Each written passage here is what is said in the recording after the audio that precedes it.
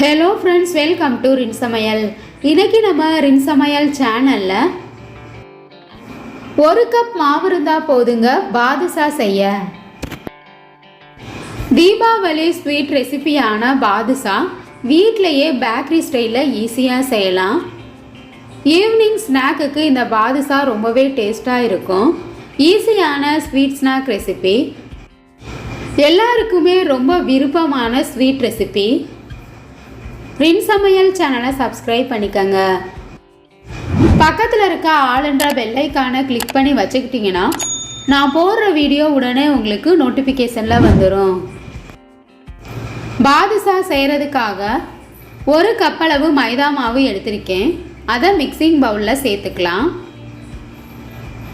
கொஞ்சமாக உப்பு, 1/4 ஸ்பூன் அளவு பேக்கிங் சோடா சேர்த்துக்கலாம். 2 ஸ்பூன் அளவு தயிர் சேர்த்துக்கணும்.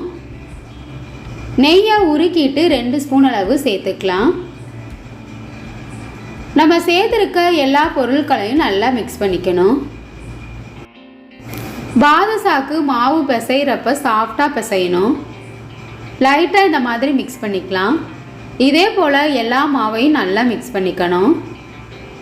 நெய் சேர்த்துருக்கனால சின்ன சின்ன உருண்டைகள் இருக்க மாதிரி இருக்கும். அதை எல்லாத்தையுமே உடச்சி விட்டுட்டு நல்லா மிக்ஸ் பண்ணிக்கோங்க. கொஞ்சமாக தண்ணி சேர்த்து மாவை சாஃப்டாக பிசைஞ்சுக்கணும். இந்த மாவு பிசைகிறதுக்கு தண்ணி அதிகம் தேவைப்படாது. மாவுளந்த கப்பில் 1/4 கப்பளவு தண்ணி எனக்கு தேவைப்பட்டுச்சு. நெய், தயிர் எல்லாம் சேர்த்துருக்கனால தண்ணி நமக்கு அதிகம் தேவைப்படாது. கொஞ்சம் கொஞ்சமாக சேர்த்துட்டு மாவை சாஃப்டாக பிசைஞ்சுக்கணும். மூடி போட்டு 1/2 மணி நேரத்துக்கு மாவை நல்லா ஊற வச்சிடணும். அடுத்ததாக நம்ம சர்க்கரை பாகு ரெடி பண்ணிடலாம். அதுக்கு கடாயில் 1 கப்பளவு சர்க்கரை எடுத்திருக்கேன். அதை சேர்த்துட்டு அதே கப்பில் 1/4 கப்பளவு தண்ணி சேர்த்துக்கணும். வாசனைக்காக 2 ஏலக்காய் சேர்த்துட்டு சர்க்கரை கரையிற வரைக்கும் நல்லா சூடுபடுத்திக்கணும். கம்பி பதம் செக் பண்ணுறனால தண்ணி அதிகமாக சேர்க்க தேவையில்லை. சர்க்கரை நல்லா நுரைச்சி கொதி வந்துருச்சு. கம்பி பதம் செக் பண்ணிடலாம். இந்த மாதிரி ஒரு கம்பி பதம் வந்ததுக்கப்புறமா சர்க்கரை தனியாக ஆஃப் பண்ணிடலாம். இதுதான் சரியான பதம். நம்ம பிசைஞ்சு வச்சுருக்க மாவில் எந்தளவு பாதுஷா உங்களுக்கு பெருசாக அல்லது சின்னதாக தேவையோ அதுக்கு தகுந்த மாதிரி உருண்டையாக உருட்டி எடுத்துக்கணும். உள்ளங்கையில் வச்சு உருட்டினோம்னா நல்லா உருண்டையாக வந்துடும். நடுவில் ஒரு ஓட்டை போட்டுடலாம். இதே போல் மீதம் இருக்க எல்லா மாவையும் உருட்டி எடுத்துக்கலாம். ஒரு கடாயில் பொரிக்கிறதுக்கு தேவையான அளவு எண்ணெய் எடுத்துக்கோங்க. எண்ணெய் சூடானதுக்கப்புறமா நம்ம உருட்டி வச்சுருக்க பாதுஷாவை ஒன்றொன்னா எடுத்து எண்ணெயில் போட்டுடலாம். பாதுஷாவை எண்ணெயில் சேர்க்கும்போது எண்ணெய் மிதமான சூட்டில் வச்சுக்கோங்க. லைட்டாக ஒரு பக்கம் வெந்ததுக்கப்புறமா அடுத்த பக்கம் திருப்பி விட்டுடலாம். போட்ட உடனே திருப்பி விட்டோம்னா பாதுஷா உடஞ்சிரும்.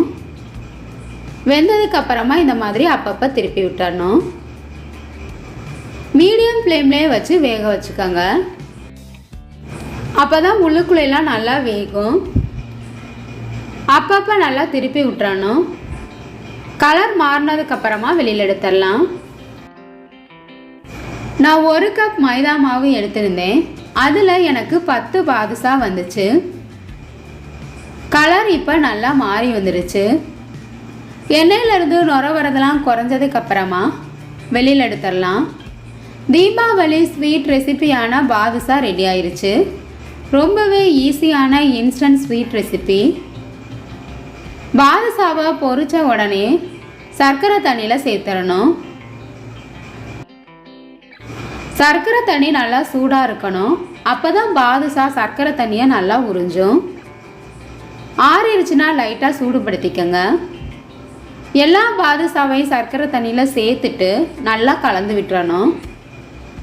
2லேருந்து 3 மணி நேரம் வரைக்கும் மூடி போட்டு அப்படியே ஊற வச்சிடலாம். இதே போல் மீதம் இருக்க எல்லா பாதுஷாவையும் பொரிச்சு எடுத்துக்கலாம். இந்த ஈஸியான ஸ்வீட் ஸ்நாக் ரெசிபியான பாதுஷா உங்களுக்கு பிடிச்சிருந்ததுன்னா ரின் சமையல் சேனலை சப்ஸ்கிரைப் பண்ணிக்கோங்க ஃப்ரெண்ட்ஸ்.